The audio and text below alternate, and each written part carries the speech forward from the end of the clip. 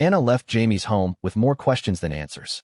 That glimpse into his private world, the toy cars, the stories of his late brother Eddie, and the obvious tension with his father, lingered in her mind. She could feel there was more to Jamie than the charming professor-turned-friend she'd come to know. But if he wasn't ready to share, she wouldn't press. Not yet. The following day, Jamie seemed distracted. His usual quick wit was dulled, and when Anna invited him to join her at the annual Oxford boat race, he shook his head with a polite excuse. "I'll be buried in my thesis for the next few weeks," he claimed, a hint of apology in his tone. But Anna soon learned that wasn't entirely true. If you're new here, I'm Daniel, your professional film analyst. I launched this channel to break down your favorite movies into pieces for better absorption. What you have to do, first of all, is to like this video to encourage me more, subscribe to this channel, which is totally free like I always tell people, and click the notification bell so you're always carried along. At the race, the riverbank was alive with cheers and laughter, the crisp spring air carrying the scent of fried food and spilled cider. Amid the throngs of students and locals, she spotted familiar faces, Maggie, Charlie, Tom, but no Jamie. And when she asked around, it turned out he hadn't been at the library or working on research at all. Whatever he was busy with, it wasn't what he'd told her. She barely had time to process that when another puzzle piece fell into place.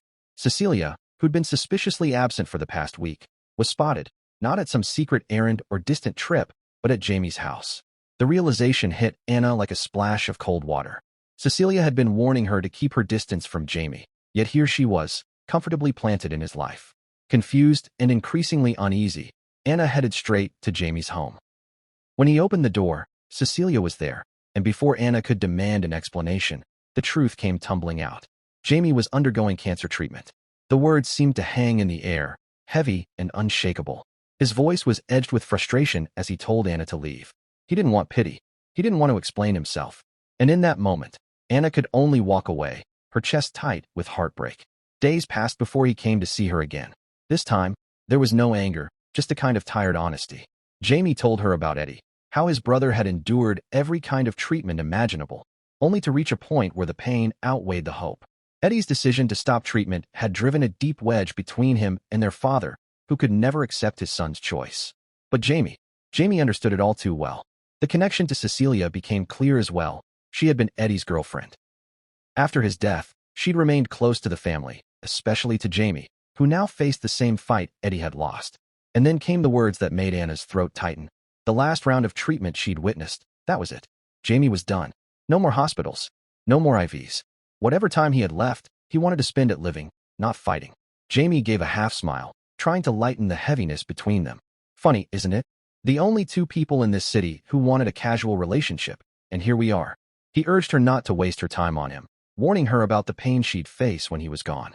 But Anna, thinking of one of his own poems, pushed back.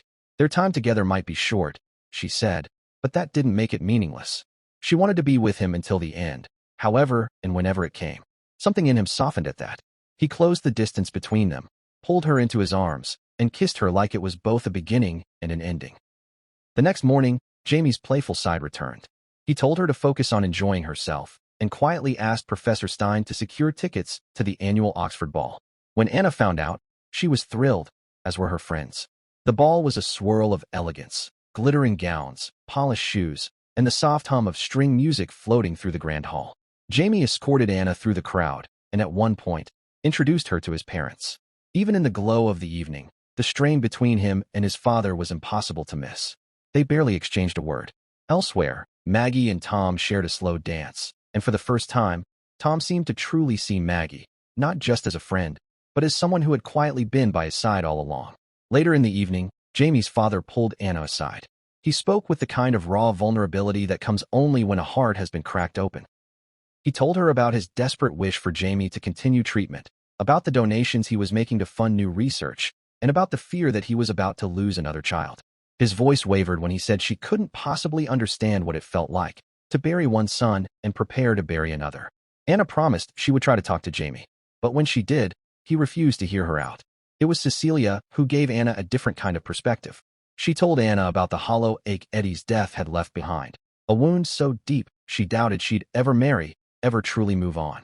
Her words made Anna think about the fragility of every moment she and Jamie shared. After the ball, Jamie and Anna danced together under the soft light of the chandeliers. When they returned to her place, She teased him to help untie her dress, but before he could, his body gave way. He collapsed without warning. The hospital was cold, its white walls too bright under fluorescent light. Jamie, ever defiant, cracked jokes from his bed, but Anna could see the toll the illness was taking. In the waiting area, she caught sight of his father, slouched in a chair, sadness etched deep into his features. Back in class, Jamie decided to confront the topic head-on. He led a discussion about death, not as something to fear, but as a reminder that the length of our lives matters far less than the way we choose to live them. The conversation spiraled into humor when Charlie described his ideal death in the most dramatic, booze-soaked terms imaginable. At the end of class, Jamie turned to Anna. Your birthday's next week. Whatever you want to do, that's what we'll do. If you are enjoying this video, hit the like button, subscribe to this channel, and click the notification bell so you're always carried along. On her birthday, Anna found herself driving Jamie to a place she hadn't expected, his family's home. Calling it a house was almost an understatement. It was more like a country estate, sprawling and stately. Inside, Jamie's mother greeted her warmly, and then Anna realized why Jamie had insisted they come here. He'd arranged a surprise party, inviting all her friends. The evening was filled with laughter, games, and glasses clinking. But as the night wore on, Jamie's father lingered on the edges, watching rather than participating. Eventually, father and son ended up alone in the wine cellar. Anna didn't catch every word, but the tension was palpable. At one point, she heard glass shatter, followed by silence. Then, a change. When she saw them again, they weren't arguing. They were assembling one of the toy cars Jamie had built as a boy, the very kind Anna had seen in his home. It was as if, in those quiet moments, they'd found a way to bridge the gap years of grief had carved between them. At dinner, Jamie's father raised a toast to Anna, thanking her for the day. His voice broke, and for a moment, no one knew what to say. It was Charlie who cut through the emotion with his usual blunt humor, asking Jamie about his intentions toward Anna. It was meant as a joke, until Jamie's reply made the room fall silent. One thing's for sure, he said. I'm the one who's going to leave her. The truth was out. Now all of Anna's friends knew about his illness. Later that night, Jamie stayed up with his father, finishing the toy car. In another room, Anna called her mother. The decision had been made in her heart for some time, but saying it aloud made it real. She wasn't going back to New York. She was staying with Jamie. Her mother was stunned, warning her not to throw away her future. But in the end, she said it was Anna's choice, and she would support her no matter what. Jamie overheard the conversation, and this time, there was no gratitude in his expression, only frustration. They had agreed to keep things light, temporary. Staying was not part of the deal. The argument ended with Anna walking out of the room, saying she'd sleep somewhere else. For the first time, they spent the night apart. By the next morning, they said their polite goodbyes to his family and returned to Oxford. But the air between them was colder, heavier.